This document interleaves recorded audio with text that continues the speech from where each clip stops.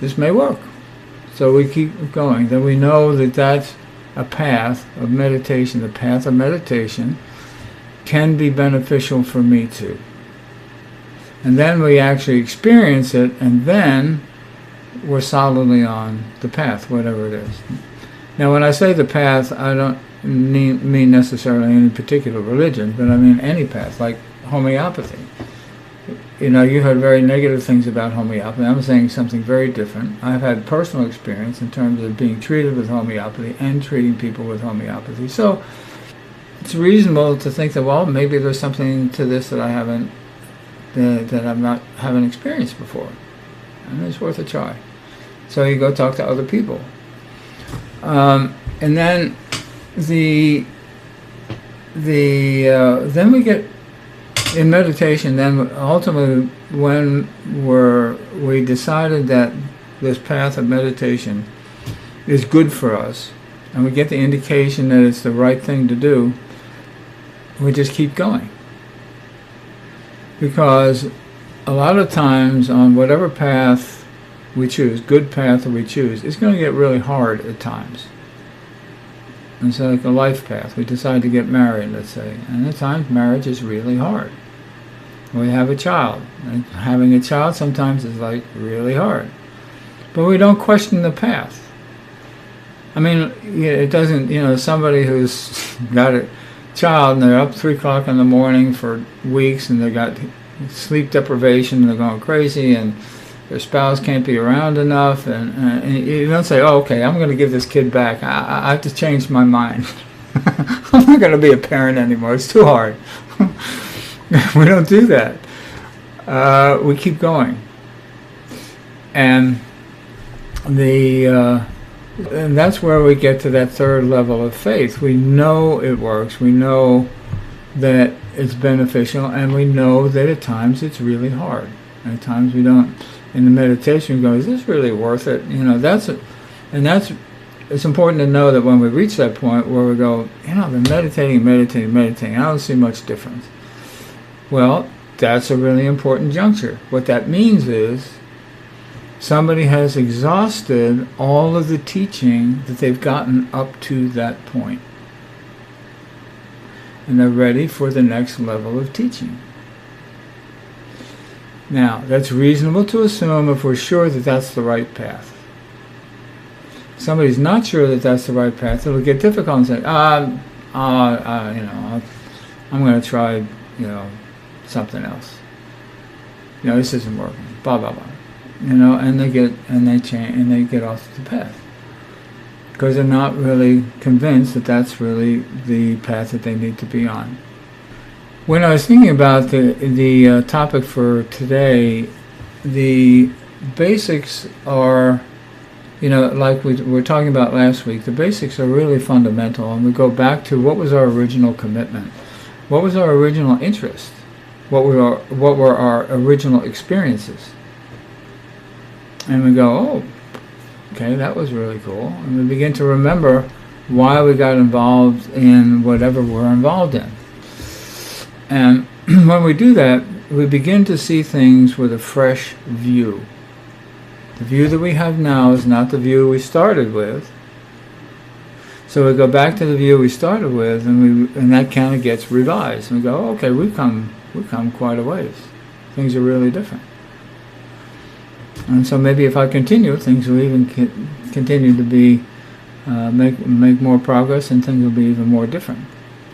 And also, if we feel like I said a moment ago, that we've reached a point where we feel we haven't made much progress in recent time, that just means we're ready for the next level of teaching or another level of understanding or practice. Talking about meditation and the compassion exercises is the challenge is that usually, this group has a lot of experience in both, so that's not the issue here. But in general, the issue is there's a wide variety of levels of experience when I'm talking to people. Some people are just at the first stage. This sounds like a good idea. I saw it on YouTube. Okay, that's great. That's enough. And then, a friend tried it and they said it really helped them. And then third is, I started meditating and I don't know, it felt really kind of good. Okay, so we got whatever one's experience is with the process, that's your experience. And to know kind of where you are in the process. If you've had experience with these practices and you've had demonstrable benefit, then you know you're on the right path. And even when it gets hard, you just keep going. Because there's more. And when you take a look at any of the wisdom traditions, they talk about meditation, the teachings can get quite lofty. The things that happen and the things that they talk about and get really kind of esoteric. I started reading some of that stuff and I go, oh, maybe for you, I don't know. But I also realized that came from people living in monasteries and solitary retreats and having enlightened masters as teachers and a whole bunch of other different set of circumstances. But I do know that I'm going in the right direction, so I keep going. If we feel any sort of limitation or that we haven't been making much progress, then the chances are that the issue is somebody's ready for the next kind of broad view, broaden the view, next step in terms of practice or understanding or teachings. And so that's why it's important to go back to the basics. I mean, mindfulness remains as simple in the beginning as it is later on. And the only difference is that when we've made some form of progress in mindfulness, meditation, we're more aware of that space between thoughts. We're better able to pause. Our baseline of anxiety begins to come down. We sleep better. We're just generally feel more grounded in life. If we go, well, that's enough, we just stop there if we want. But if we keep going, there's a whole bunch of other stuff, that comes into play. And so these, like I hinted in, I guess it was the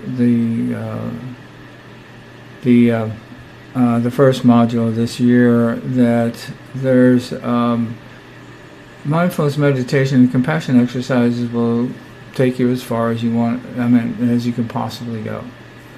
But we're only ready for a little bit at a time. We got to take trigonometry, and then we take calculus 1, and then we take calculus 2, and calculus, and so on and so forth.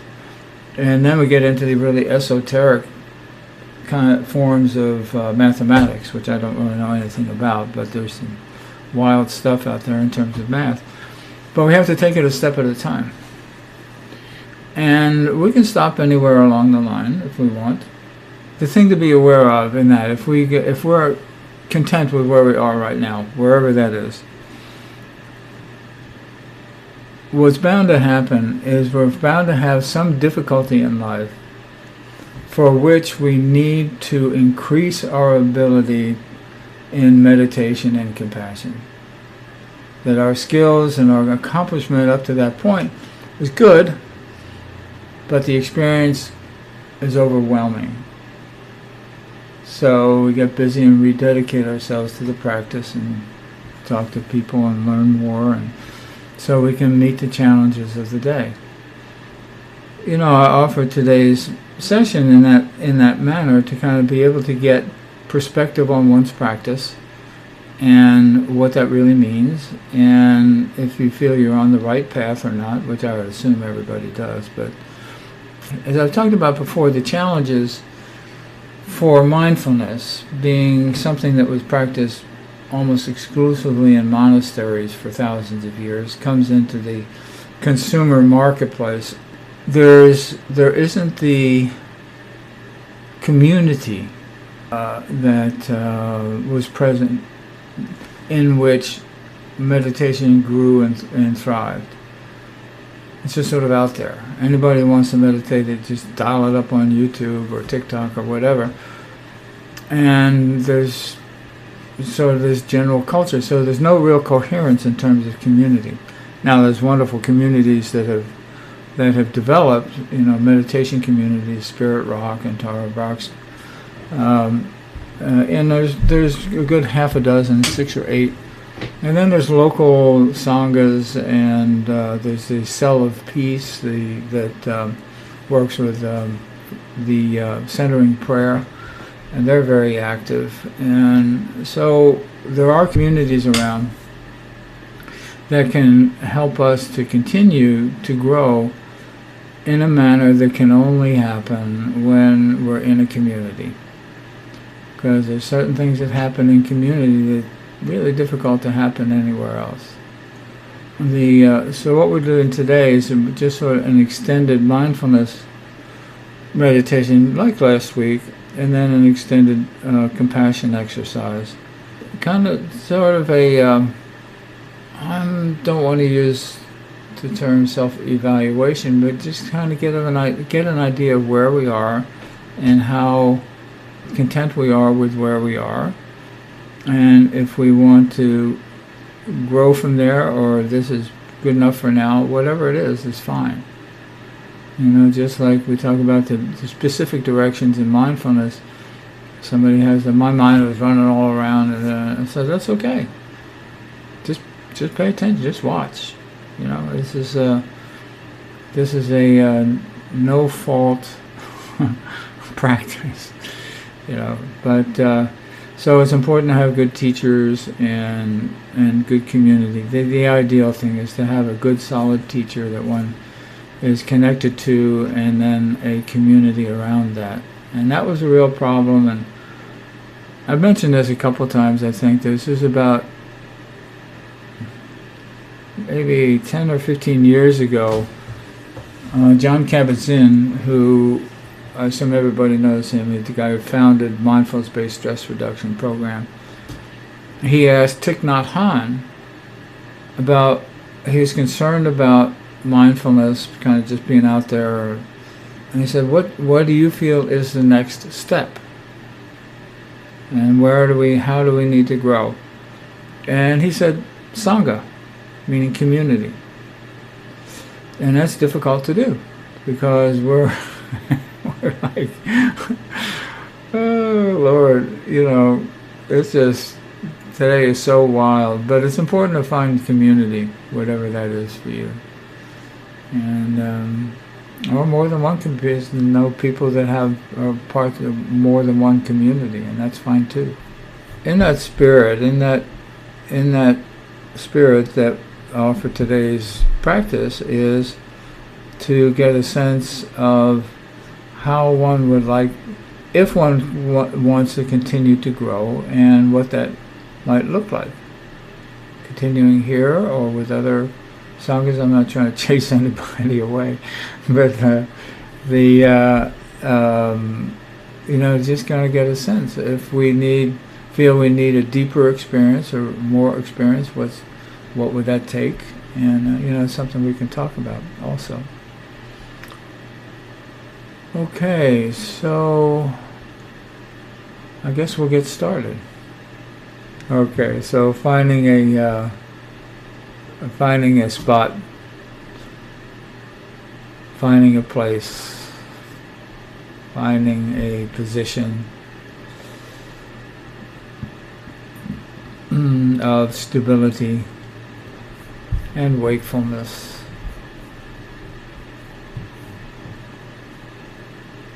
And we'll begin.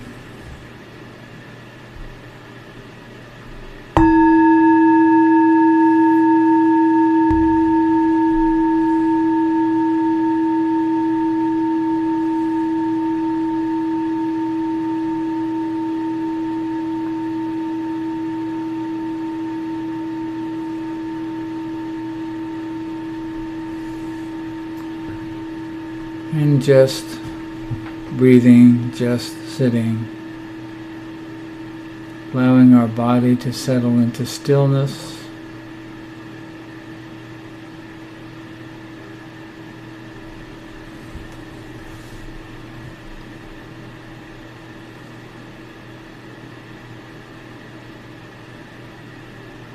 And inviting our mind to join us in a state of equanimity. And it may be jumping around a while, that's okay. It's more about being aware of what's happening in the mind.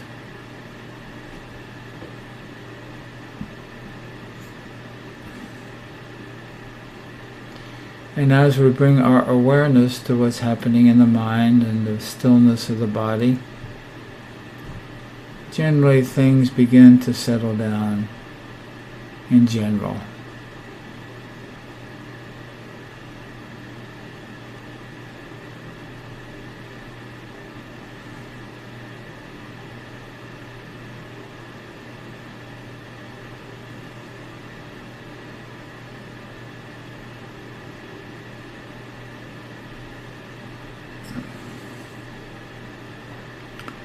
And settling into silence and stillness as best we can.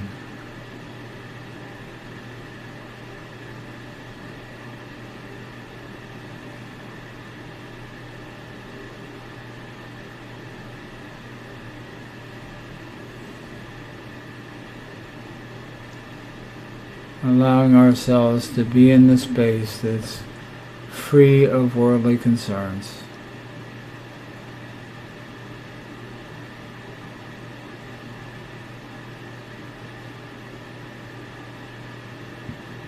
Knowing that whatever may pop into our mind is simply a figment of our imagination, no matter how real it may seem.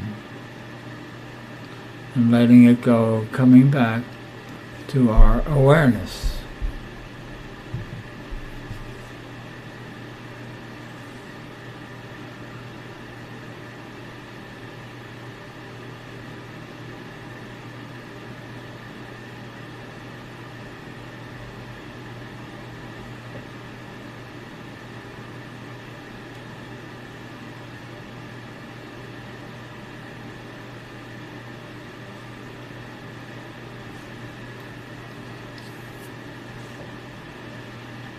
And when any thought pops up, whether it's self-evaluation,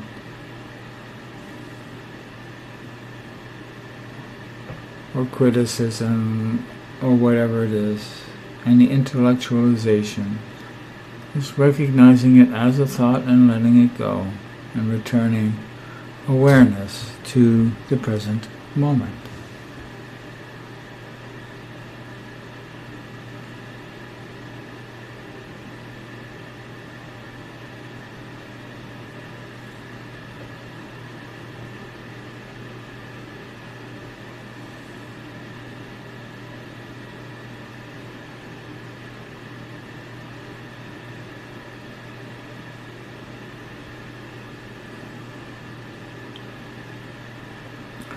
And in the present moment, sort of looking around if you can, becoming more aware, even if it's only a moment or two between thoughts. Bringing our awareness to this space, this pause between stimulus and response.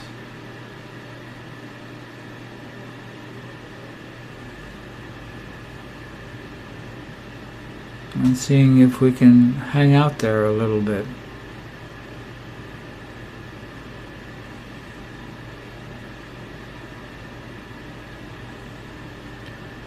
And simply experience it as it is.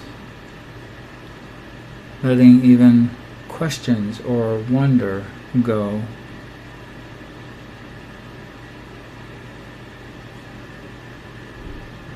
And just experience this space,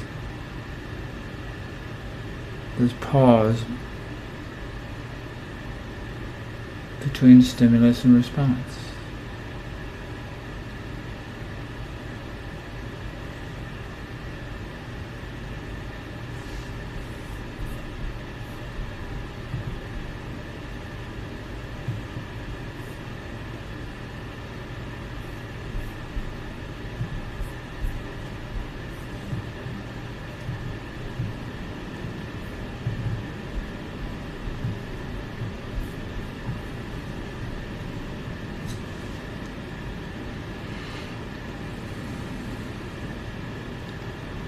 And continue to allow ourselves to sort of sit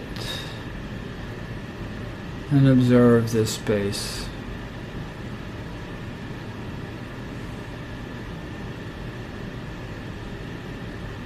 And be aware of the space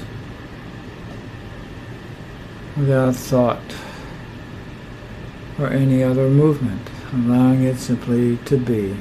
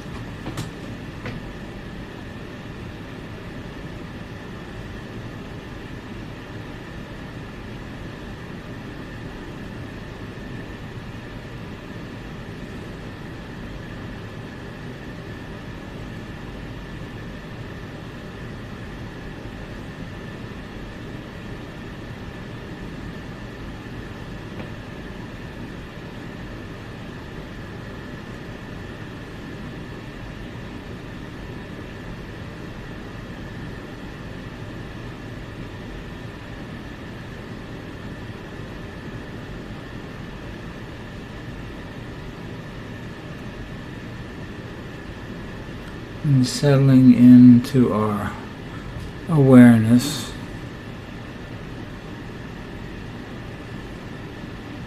allowing ourselves just to be with the awareness as best we can, and experiencing it as it is.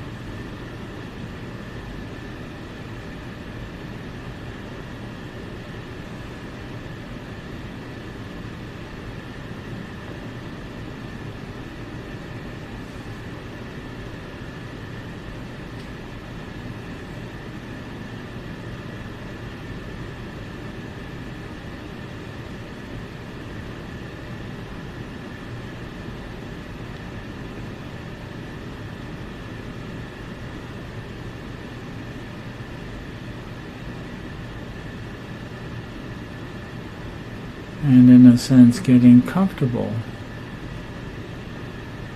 where we are right now, in the present moment.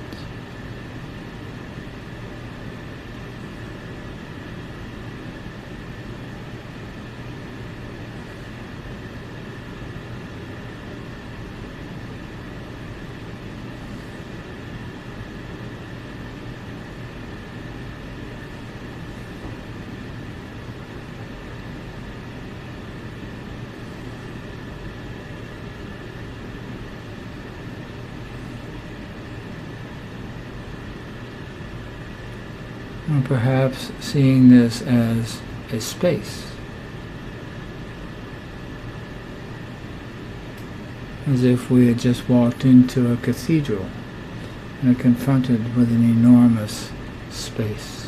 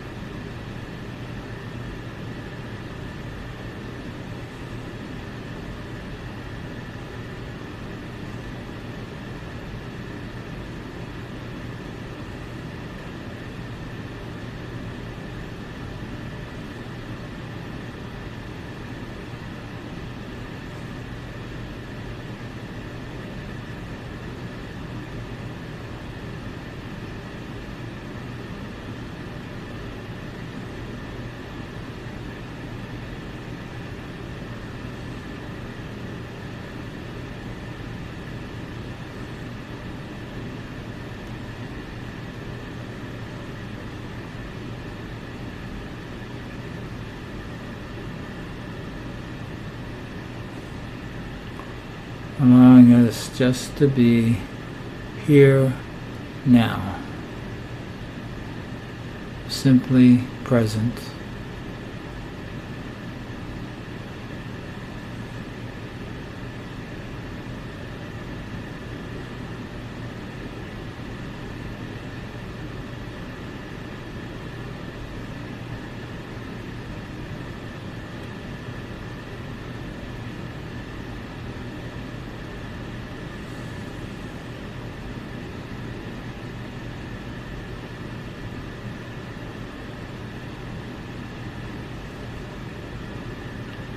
Settling into it as best we can,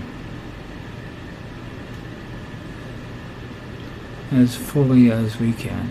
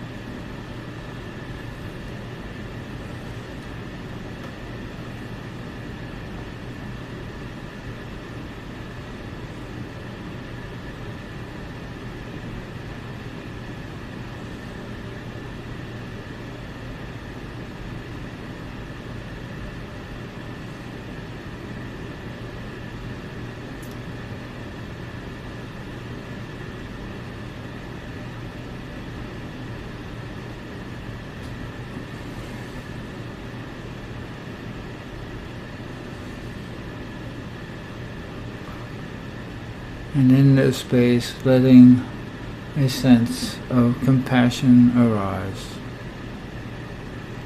welcoming it in.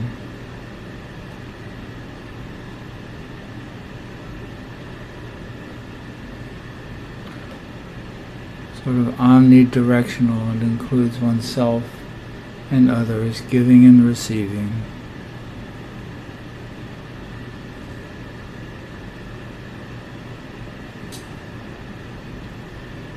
Because compassion itself radiates like the sun in all directions at the same time.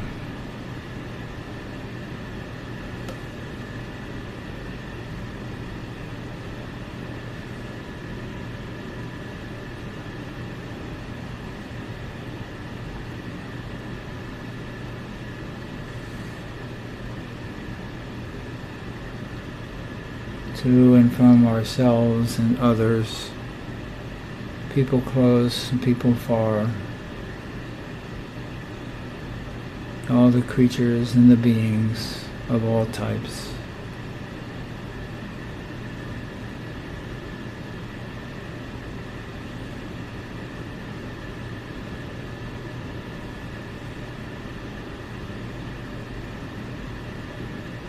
Whether or not people sense it or absorb it.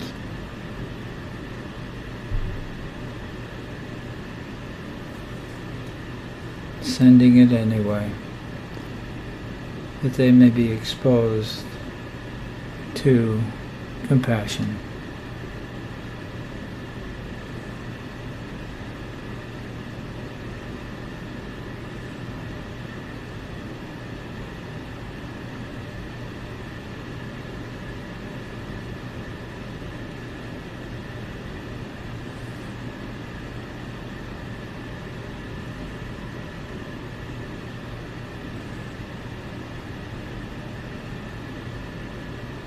We can't sell or force compassion at all. We can only offer.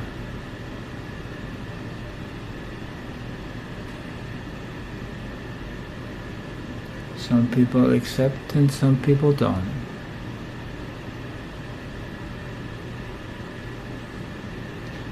But somehow everyone and every being feels it to some degree.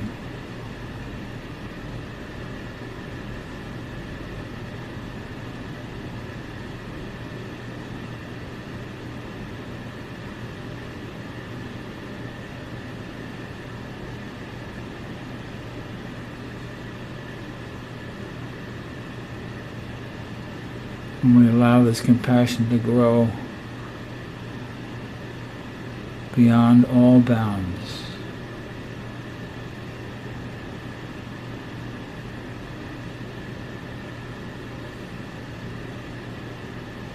Extending it out of a sense of generosity and wonder.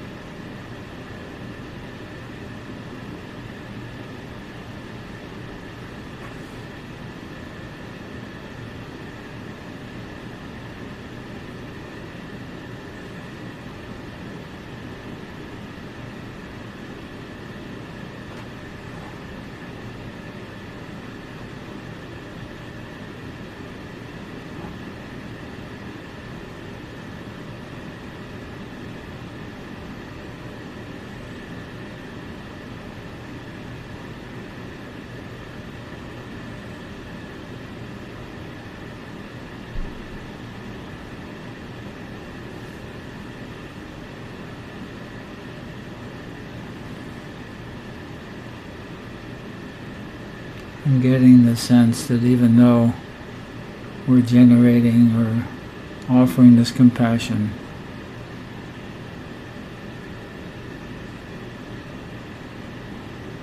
it runs in and through everything.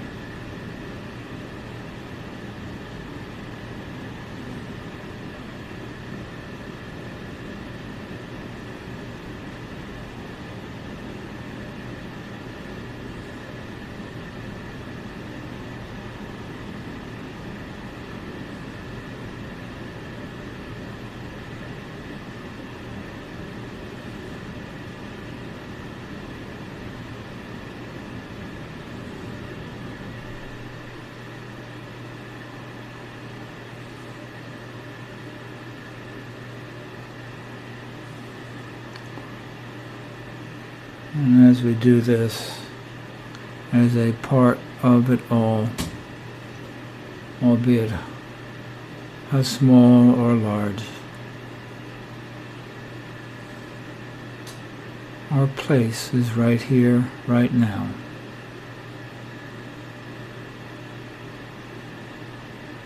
In the immensity of the field of compassion.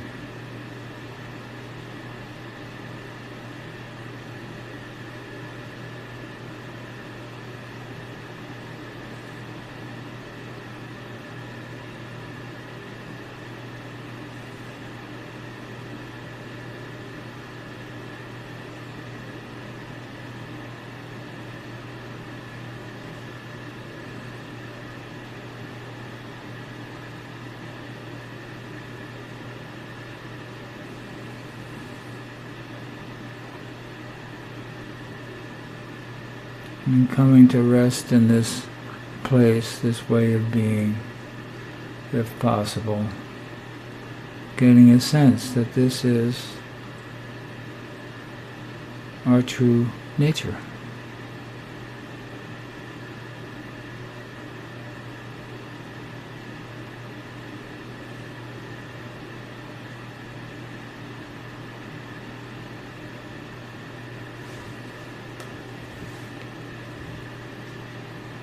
And that we are an important part of a much greater space.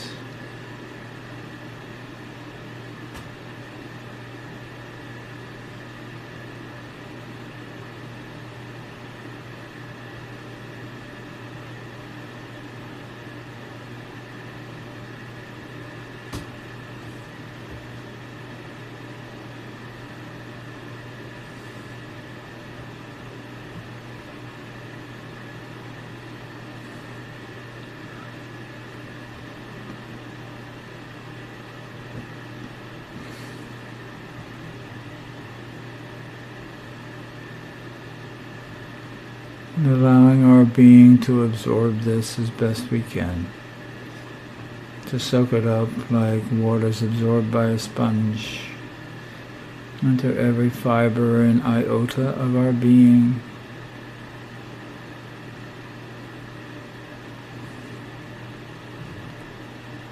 nourishing each tiny part of our being.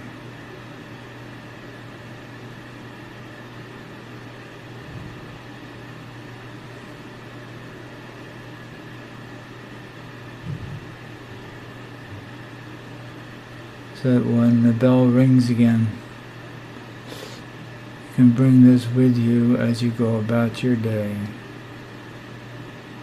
and come back to it at any time.